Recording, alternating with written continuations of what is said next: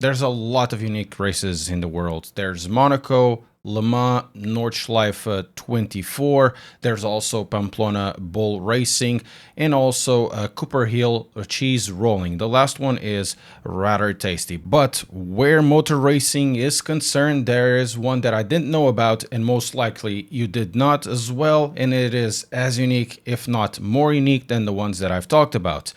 This one is called the Aurum 1006 kilometers. Aurum 1006 kilometers is situated in the circuit of Palanga. It's not a circuit that a lot of people know about. I didn't know about this as well. And as the name states, it is 1006 kilometers in length, about 625 miles, or if you're going to do it in laps, about 373. It's really not a big circuit, but there's a lot of unique things about it. As we're looking at the track layout right of this moment, you can see there are a few things here that are completely unique, and you won't see this anywhere else. As you can probably see from the track layout, it is crazy. It is not a street circuit at all.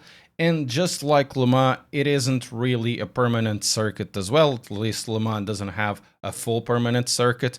It goes through the country lanes and goes also through the Bugatti circuit. But this one is totally based out of a highway, having a couple of hodgepodge chicanes in the straights, and also the most unique thing that I've ever seen in a race circuit, two distinct pit areas. You're hearing this right. It's not one pit area, it's actually two. In the first pit area, you have a place for tire swaps, you have a place for driver swaps and to repair any damage, but if you want to refuel, it's not on that area. You need to go all the way around the circuit and go to a permanent gas station by Orlen, a place where normal people do their refueling every single day, and we're just doing it a couple of days before the race started. I really don't know any other track as of this moment that has two separated pit areas where the separation is basically on the other sides of the circuit, and the other side of the circuit is essentially just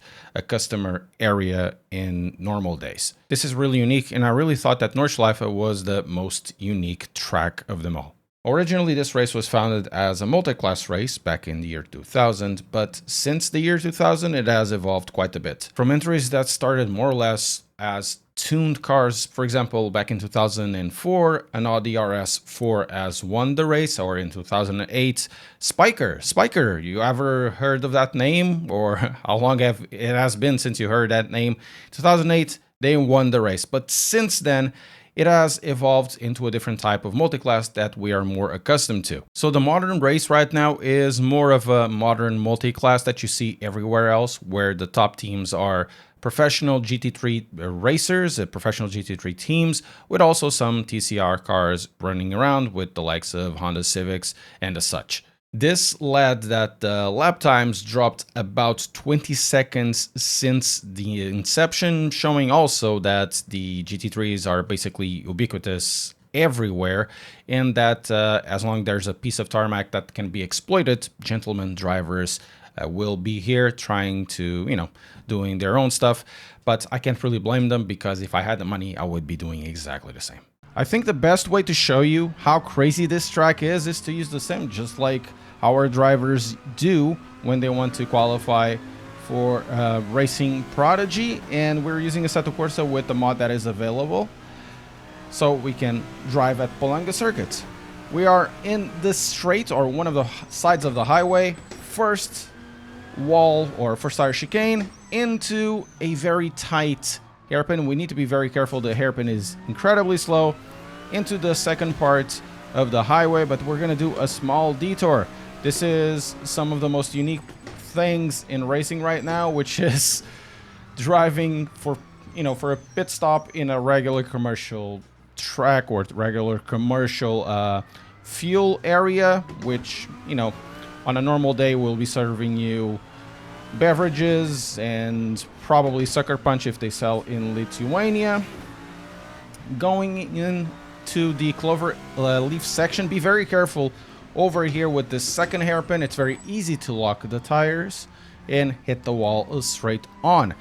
Then we are going over the bridge. Normally you would be going against the traffic, and then to the second part of the Cloverleaf. Very fast area, but we're gonna take it slow at the moment. Tires are not still hot. Getting out of the Cloverleaf, we have the pits on our right side and into the last corner. Very tight S chicane. Into the straight, into the beginning. This is a very small track, but it is incredibly difficult to navigate because of the difference in speed.